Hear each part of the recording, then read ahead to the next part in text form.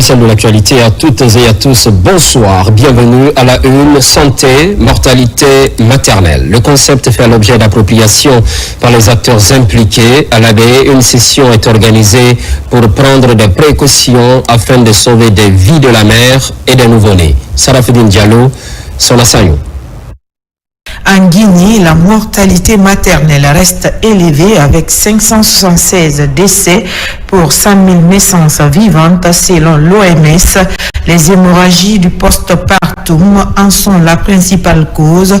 Pour y remédier, l'OMS recommande l'usage de champs calibrés, des outils permettant de détecter rapidement les pertes de sang après l'accouchement et ainsi prévenir ces décès. C'est un outil qui permet de détecter précocement une hémorragie du postpartum et donc d'assurer une prise en charge rapide. Parce que vous n'êtes pas sans savoir que plus la détection est précoce, plus le traitement est rapide et efficient. À l'ABE et Mamou, des formateurs de districts sanitaires prennent part à un atelier de mise à jour sur l'utilisation des champs calibrés et la gestion des déchets biomédicaux à travers des exposés interactifs et des démonstrations pratiques sur le mannequin Maman Nathalie. Ils sont formés à la tricollecte, au stockage et au traitement des déchets. Au cours de cet atelier, nous avons eu à renforcer les compétences de 7 prestataires venus des districts de santé de Mamou et de l'ABE sur l'utilisation des champs calibrés et l'élimination après. Donc ça s'est très bien passé, on a eu affaire à des prestataires vraiment qui avaient le prérequis qu'il fallait. Cette session de renforcement des capacités vise à améliorer la qualité des soins dans les structures sanitaires des régions de l'ABE et Mamou tout en réduisant les risques liés aux hémorragies postpartum. Ça va nous permettre de quantifier et de prendre en charge à temps les hémorragies du postpartum, puisque avant on faisait par estimation, mais maintenant on a un outil qui nous permet de quantifier de cas en cas.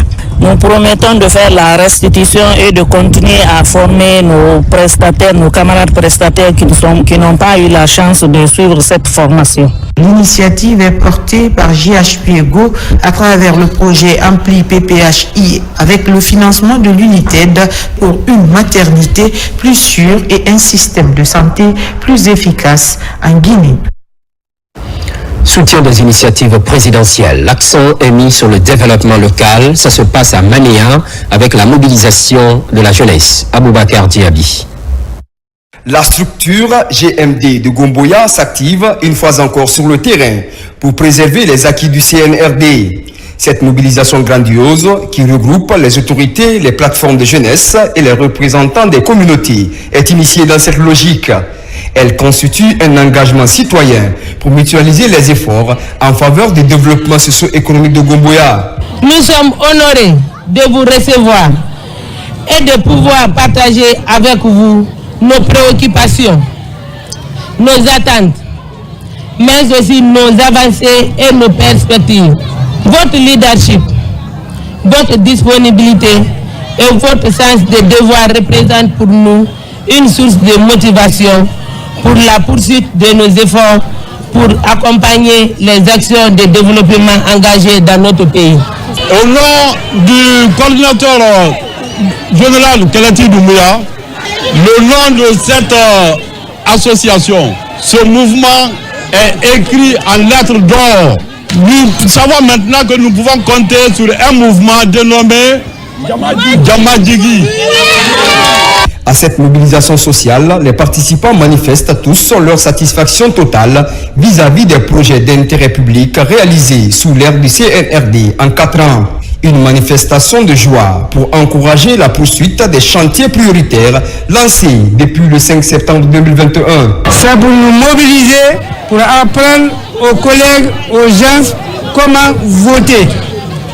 Mobiliser pour que nous puissions voter vrai. La commune de Manéa en général et le quartier Gomboya village en particulier, nous sommes décidés de nous mobiliser, retrousser nos manches pour que notre champion ait le pouvoir. Vive le général Mamadi Doumbouya! La promotion de la paix et de la cohésion sociale avant, pendant et après l'élection présidentielle du 28 décembre prochain reste une ambition partagée de ses initiateurs. Très prochainement, ils entendent procéder à une vaste campagne de sensibilisation à cet effet pour consolider les bases essentielles d'un développement socio-économique durable en Guinée. Religion, naissance d'une nouvelle fraternité, elle est dénommée Fraternité des Noces de Cana. Objectif affiché, contribuer au développement de l'Église sainte de la foi et de l'unité. L'archevêque procède à la bénédiction de cette fraternité. Marie-Angélique Bangoura. Inspiré du récit évangélique des Noces de Cana, première manifestation publique de la gloire du Christ, la fraternité des Noces de Cana de la paroisse Saint-André de Afia porte un nom hautement symbolique. Il évoque le renouveau, l'abondance, mais surtout l'obéissance confiante à la parole de Dieu. Aujourd'hui, cette fraternité naissante devient signe vivant de cette transformation. Nous accueillons avec ferveur les membres de cette fraternité qui s'engagent à vivre l'Évangile dans la simplicité. Demeurez attentifs à la parole de Dieu et aux besoins de vos frères et sœurs. Le service. Soyez disponibles, humbles et généreux, comme les serviteurs qui ont rempli les jarres à Cana. La foi. Témoignez que la foi n'est pas un fardeau, mais une source de joie et de fête. Par cette bénédiction solennelle, l'archevêque métropolitain de Conakry consacre une communauté appelée à transmettre un message, celui d'accompagner, de soutenir et de renouveler la foi des familles. Nous construisons l'Église avec certainement les constituants de pierres vivantes, dont l'exigence de notre participation effective et entière à la vie et au développement de nos CCP, paroisses et diocèses. La fraternité des Noces de Cana entend servir la paroisse Saint-André de Afia. C'est en effet à Cana, en Galilée, que Jésus transforma l'eau en vin, révélant la tendresse de Dieu pour les familles et la puissance de la grâce agissant dans le quotidien. Vers la présidentielle du 28 décembre prochain, des femmes de Forikaria organisent une lecture du Saint-Coran. Elles prônent le vivre ensemble entre les fils et filles de Guinée pendant et après ce scrutin qui pointe à l'horizon. Fatoumata Batou, le dialogue. À un mois de l'élection présidentielle prévue le 28 décembre 2025 en Guinée, les femmes de Forikaria organisent une cérémonie de lecture du Saint-Coran. C'est pour implorer la grâce divine afin que ce processus se passe bien. Je lance l'appel à tout le monde de travailler dans la paix et cette cohésion sociale renforce parce que bientôt l'élection, on se donne la main de voter, pas de problème ni de guerre pour que notre pays avance. Outre la lecture du Saint-Coran, toutes les composantes sociales de Moria ont pris part à cette marche pacifique. À travers cette sortie, les participants réaffirment leur détermination à soutenir les autorités préfectorales dans leur engagement à faire de Forikaria un havre de paix. On ne cessera jamais de dire merci au président de la République. On est là derrière monsieur le préfet, derrière les forces de défense et de sécurité, pour faire des prières, pour implorer Dieu pour qu'il l'accompagne dans tous ses gestes, dans tous ses mouvements et dans tout ce qu'il fait. La jeunesse et les femmes se donnent la main pour que nous puissions accompagner le président à la prière et la bénédiction. Nous ne savons, sans la paix, aucun développement sur la table. C'est là qui nous a poussé aujourd'hui, avec l'autorité locale et préfectorale, force de la sécurité, de venir accompagner les femmes pour cet événement. Et surtout, Forikaria doit prier pour le président de la République. Ce qu'il a de faire pour le Forikaria, aucune préfecture n'a reçu ça. Le port de Mourbaya en est témoin. Cette mobilisation a été une occasion pour les citoyens de Forikaria de magnifier les acquis du CNRD, notamment le méga-projet Simandou 2040. Par ailleurs, ils ont procédé à une vaste opération d'assainissement de la ville. Pendant cette rencontre, des recommandations sont faites, entre autres, le renforcement de l'insertion socio-professionnelle des jeunes et des femmes.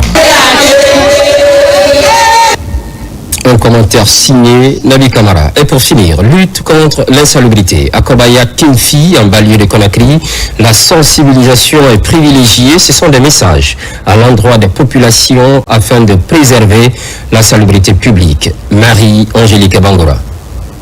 Sous la présidence de la délégation spéciale de Sonfonia, cette journée de sensibilisation réunit plusieurs associations de Kobaya. et des quartiers voisins. C'est le vœu du président de la République de Guinée, son Excellence Mamadi Doumbouya, de faire la Guinée un pays propre. Les ordures et eaux usées ne provenant pas du ciel. C'est nous qui les produisons. Leur mauvaise gestion nous donne des maladies. L'objectif est de mobiliser les citoyens autour de la lutte contre l'insalubrité et rappeler les dangers liés à la mauvaise gestion des eaux usées. La présidente de la délégation spéciale, Madina Dansoko, se félicite de cette mobilisation et invite les habitants de Kobaya Kinifi à adopter des gestes responsables pour garder leur quartier propre. L'assainissement au niveau de la commune de Sonfanéa, à la délégation spéciale, c'est une priorité. Et chacun de nos quartiers en fait une priorité aussi. Et aujourd'hui, nous sommes à Kobaya Kinifi pour justement lancer la lutte contre la salubrité dans leur quartier. Toute la communauté est réunie pour la même vision. Et nous ne doutons pas de la réussite de cet objectif-là dans le quartier de Kobaya Kinifi. Participants et autorités locales saluent l'initiative, estimant que ces messages doivent encourager chacun à contribuer à l'assainissement de la zone. Tout le quartier est unanime pour ça. Si on te prend à cause des ordures, pour la première fois, nous allons t'avertir. Et pour la seconde fois, on t'enverra à la police communale et tu iras t'acquitter pour les frais d'entretien à la police communale. La rencontre s'achève par des prières et des messages de solidarité à la maison des jeunes de Kobaya. Fini ce journal. L'actualité voulue en Guinée, notre paradis, terre de richesse et d'innovation. Le programme se poursuit.